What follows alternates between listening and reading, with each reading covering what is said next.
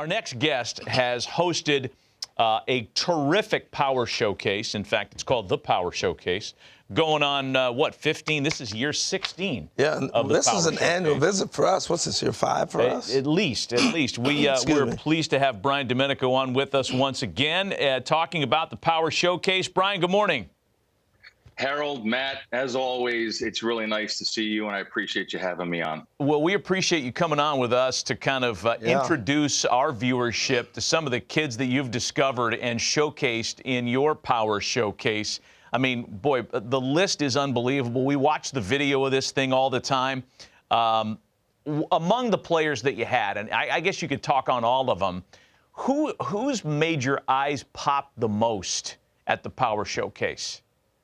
Well, as far as this year, I mean, it is tough because this was a year where there wasn't like that big human interest story of like the 525-foot home run or something along those lines. But there is a player by the name of Hogan Nelson who has attended 5 Power Showcase events, and he's actually a 3-time Power Showcase champion and won it as a 13-year-old and a 14-year-old. And then last year had to make a really big decision. He's one of the top quarterbacks in the state of Texas, and decided last year, after having a really good showing at area code, to kind of shift gears and focus strictly on baseball. And he came back as an underclassman and won in dramatic fashion. And he is one of those individuals that you have that has the it factor. When the pressure mounts the most and his back's against the wall, somehow, some way, he comes and he ends up pulling through and winning. And that's one of those unique DNA things that I think scouts and college coaches look for. Hey, Brian, I think we're in a unique time, too, where guys have perfected the home run. And do you see that early on, the art form of guys really knowing to master their swing for homers at an earlier age than before? Yeah, I mean, I'm glad you brought that up. The old adage back in the day would be that home run derbies would ruin a player's swing. And I'd be like, that's not really true, because there's so many different swings that are applied in an at-bat, whether it's an 0-2 count, or you have to hit and run, or move a guy over, or have to purposely hit a fly ball to the outfield for a guy who got a tag from whatever base. So I think that when you also put in the very beginning, when they're 12 years old and at Cooperstown, Cooperstown has those 200-foot fences, so the kids are enjoying that.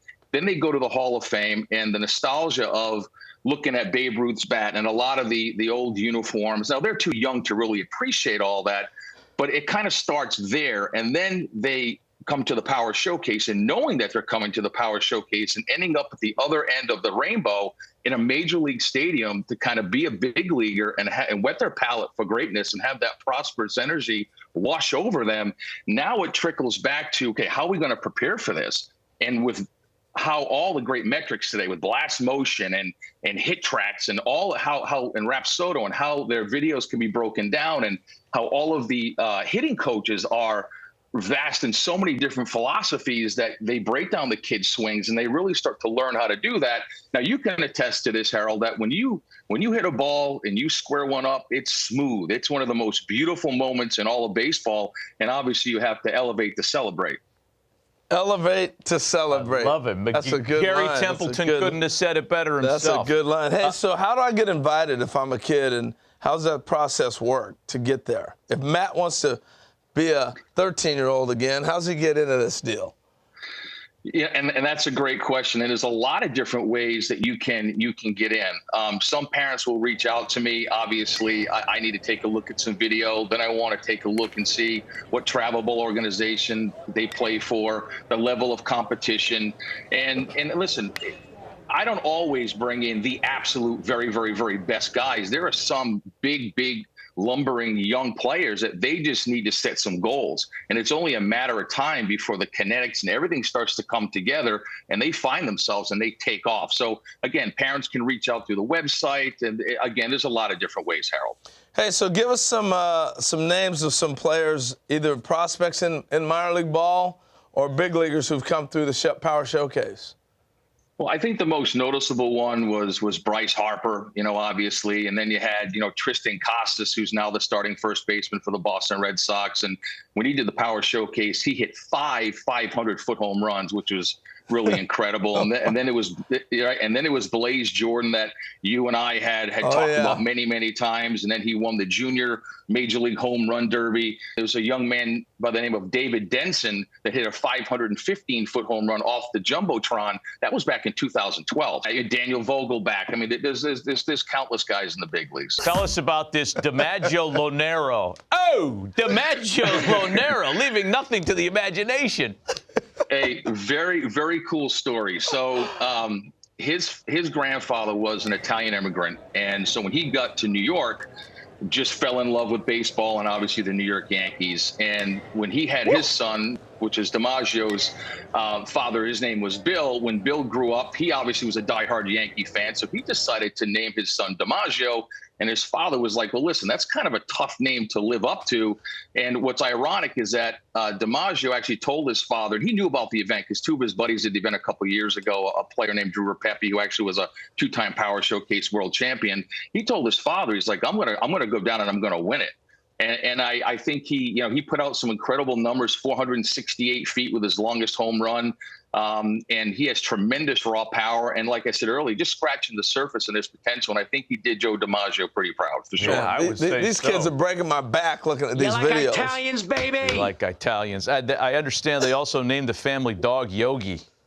Is that right? Man, that's right. Living a Yankee dream there. Yeah. I want to ask you about, because there's a couple of 12U and 13U kids that popped as well. And I don't know, for me, the younger they get with the power, I mean, it makes you marvel at the command and the bat to ball skills when the kid's 12 years old. Great point. I think that some kids gravitate towards enhancing their baseball DNA and looking for that next big stage to have to compete upon, like IJ Garza you just saw. That's Tyler Cerruti.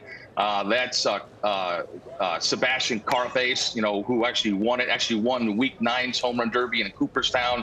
Austin Brown, who is a 14-year-old, Harold and Matt, that hit a 479-foot home run. Wow. Here it is right here. He hits it, and it goes off the back of the loanDepot sign. Check this out. Looks like Corey Hart. Beautiful, easy swing. Yep. Beautiful, easy swing. Oh, man, it's unbelievable. That is amazing. Now, one more guy, if I can here, is a 6'8" power hitter from Tennessee named Braden Turnage, and I did a little research. I think he's 16 or 17 years old. 6'8". And I did a little digging, and I wanted to find out, okay, who in today's game, position player wise, are the top guys as far as height. You had O'Neal Cruz, the shortstop with the Pirates, and then you have Aaron Judge, who plays outfield. But I wanted to dig a little deeper and find out who was the tallest major leaguer to ever play first base. And it was Tony Clark. I guess he's the executive director of the Major League Baseball Players Association, had 251 home runs and a 15-year career. But, 6'8", and he's an incredible basketball player, and he's also an ascending pitcher on the mound. Wow. That's scary. He looked like Richie Sexton. That's a good. I thought he looked like George Mirasan. Yeah, that's good, too. NBA player. Hey, Brian, we appreciate the visit as always. Congrats on another successful run on the Power Showcase. I know that kids love participating in your event. You had it a few weeks ago, and for folks that are interested, it's on the website. We have the information on the screen. Brian, we appreciate the visit. Happy holidays to you and your family. Always. Thanks, guys.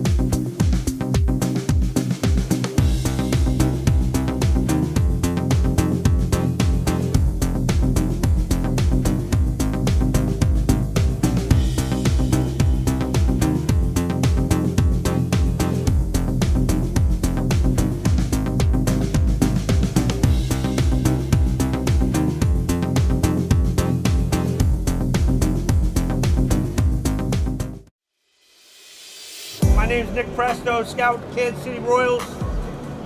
It's a great opportunity. Appreciate you guys being here, hitting on a big league field. We're going to run you through a scout day.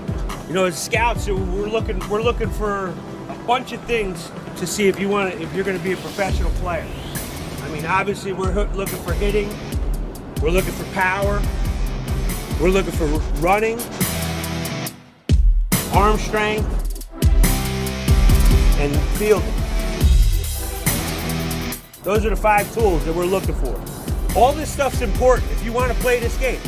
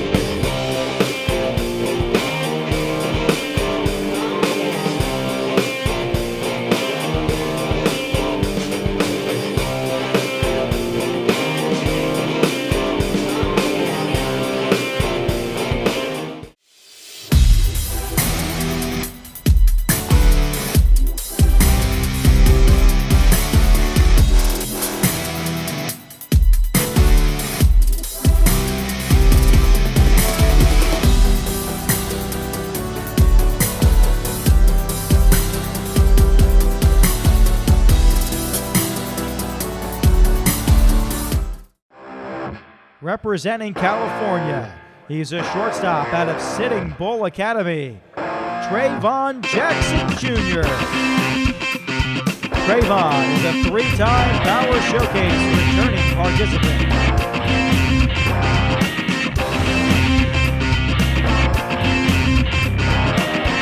Oh, say does that star-spangled banner yet wave o'er the land of the free and the home of the brave? Woo!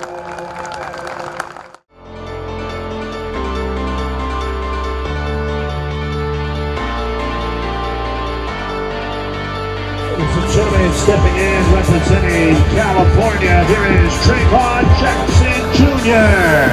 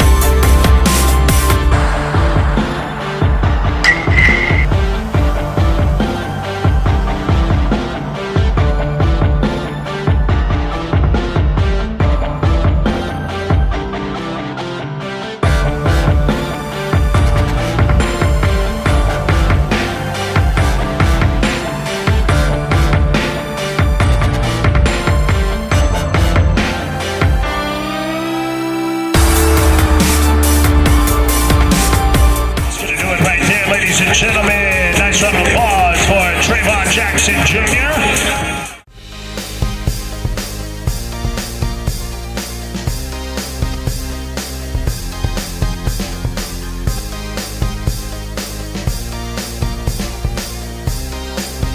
Hilliard walked, takes his lead as that ball's hammered into the ground. Third baseman, it's fair, throws over to no avail. Good speed by Trey Jackson. That's a base hit. We're going to give that a base hit right there. Third baseman did good to get over, but stumbled a little bit and could not get the speedy Jackson at Miami Marlins Park at loanDepot. That's away from the catcher, couldn't squeeze that, and runners advance. Not what you want to do here with nobody out. Full count now, runners on second and third. The World Power Showcase, that ball is popped up to the second baseman on a knee, makes the play, and doubles up the runner. Good job by the second baseman to double up the runner. So that does it for the American League. American League doesn't score, but they leave two runners